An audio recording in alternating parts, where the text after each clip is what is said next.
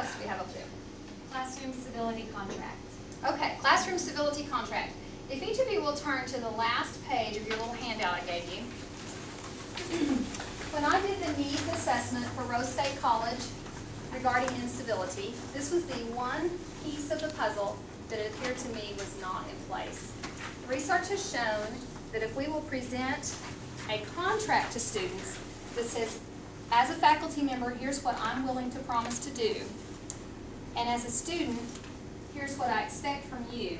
If we can come to an agreement on that and have everybody sign it and put it in a file, incivility is dramatically decreased. Because they know that they have signed a contract that says, I intend to live up to these things. And what does the last sentence on there say, Sally, right before they sign it? I agree to uphold the stability contract as presented. I'm aware that failing to do so will result in the consequences that are outlined in the student handbook and code of conduct. Okay. The student handbook has clearly done all our work for us. We don't have to have a code of conduct as faculty members. I signed that when I took this position. Okay? But I think students need to know that we're willing to live up to some things too. That this is a two-way street. I like it. Okay? So you could take this and tweak it to meet your needs. It would work in the clinical setting as well. As the students get involved with reading it, talking about it, and then that kinesthetic aspect of signing it and putting it in the folder, it implants that in their brain. Here's how I'm expected to act, and here's what I need to do. Okay? The next thing? Faculty code of conduct. Okay? Faculty code of conduct we already discussed, and that's in that contract. Okay? We need to make sure that we know our part. The student handbook. Okay? And we've kind of discussed all those things. But those are the ways that we communicate with our students. The code of conduct for the faculty, the code of conduct for the students that we have them sign, our contract that we can use in our classrooms, and then just making our expectations clear at the beginning of class. Okay, and then back at the back we have classroom management skills. The first one says, I feel statements. I feel statements. When you see a behavior that's going on that is unacceptable, instead of saying, hey, you need to stop that right now, you say, Sally, when you text all the way through class, it makes me feel like I've wasted my time preparing a lecture. I need you to put that away so that we can all learn. Okay? When you do whatever the behavior is, I feel, how do I feel? And I need you to, okay? Let's think about it just for a minute.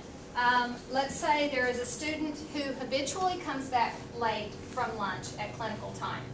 And her name is Susie Q. Okay?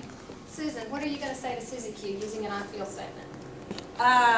When you come back from late lunch, I feel like, let's see, I feel you're not getting your learning experience that you need, so I need for you to be back on the floor at the appropriate time. Very good. Now, is that an attack on the student? No. It's just a way of saying, here's what's going on, this is how I feel about it, and now here's how you correct it. Okay? You can do these in a sidebar after class, if you're more comfortable with that. But sometimes with the texting thing, it might be okay to give them just a tiny bit of shame, because one of the best ways that adults learn is vicariously. And if they've seen Sally get in trouble for texting, that's just as good as them getting in trouble. Okay? Power teaching. Power teaching. Okay, now, this is something that I'm going to introduce today to add to your bag of tricks. I know you all already have lots of bags of tricks. I know Debbie Craig taught me about using the clicker in classes to keep all the students involved. Barbara told me the other day about a technique that she knows where we say, write down the 5 most important concepts that you learned today.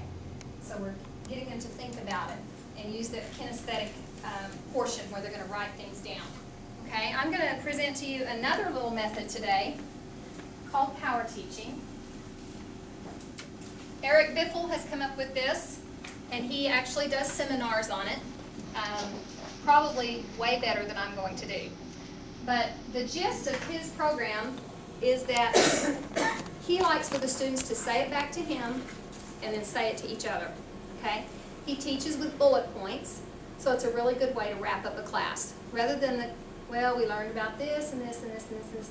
He teaches with bullet points. And then he has a student, he doesn't say who it's going to be, calls on a student and says, say it back to me. He gives them visual props, things that they can use to help them remember. And then after the student has said it back, we congratulate the students or give them feedback, and then you turn to your neighbor and both of you at the same time say it to your neighbor, because that verbalization greatly increases. We're going to talk today a little bit about late decelerations in a fetal heart rate. Late decelerations are always caused by placental insufficiency, okay? As a nurse, you have a job to make it stop. S-T-O-P, stop it. You can go into the room and start a fluid bolus. You can turn off the Pitocin, oxygenate the patient, and position them differently than they were before. Debbie, say it back to me. Late decelerations are almost always a sign of placental insufficiency, and you as a nurse can always do something to stop that. You can start a fluid bolus, turn off the Pitocin, apply oxygen to the patient, and reposition. Let's all give her a firework. Okay, Debbie. Now everyone turn to your neighbor and let's do it again. Late decelerations, turn right to your neighbor and talk at the same time.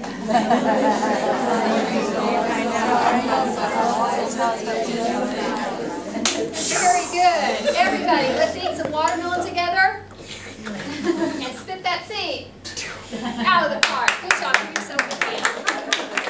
Okay, now what do you see from that? They heard it once from the teacher. They heard it again from a student who got an opportunity to show that she had processed it. And then they heard it again, maybe not heard it, but experienced it again from their neighbor. Okay, and there was immediate feedback. That's another little thing you can add to your bag of tricks. It would be great in post-conference, super in post-conference, to go over, you know, that diabetic patient and what were my priorities when I saw Knowledge students' feelings. Very good. So we're in class and we're explaining a concept that's rather difficult. And the student throws down their pencil and says, I'm stupid, I'm never going to get this, I'm just sick of it, I can't be a nurse. There's part of us that wants to say, you may be right.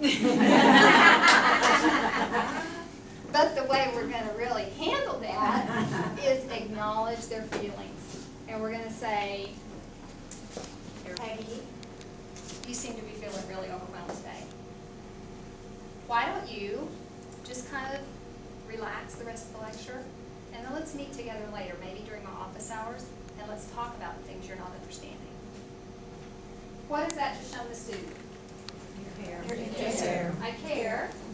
You're available. I'm available. You're offering help.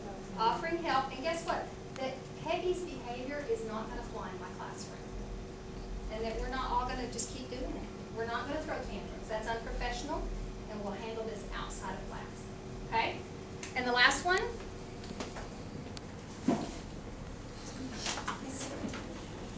Chain of command. Chain of command. This is our last resort. When our little bag of tricks has failed us, when we've done everything we can do, and we have to say, I think it's time for us to have a meeting with the director. And she's not running after. As we engage in these behaviors we talked about, we can completely rid ourselves of incivility. And we can let that learning occur that all of us are wanting to see. Okay? We just have to learn to manage it properly.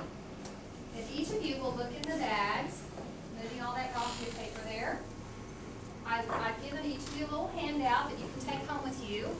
You all got a brand new pair of scissors. To put in your desk.